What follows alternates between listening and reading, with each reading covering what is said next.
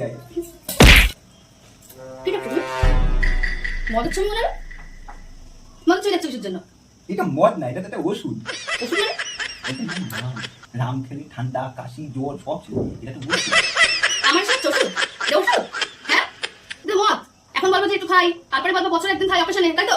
হ্যাঁ, বছরে একদিন খাওয়া যেতেই পারে, দুর্গা পুজো হ্যাঁ, ওই সময় ঠান্ডা লাগলে ঠান্ডা খেলে যাবে। ঠান্ডা শেষ যাবে। দুর্গা পুজো খাওয়া, তারপরে লক্ষ্মী পুজো খাওয়া, তারপরে কালী পুজো খাওয়া, তারপরে বলো কি 6 মাসে একদিন খাই পিয়া, তারপরে কি বলবা? তারপরে বলবা আমি মাসে 2 দিন খাই, তারপরে কি বলবা?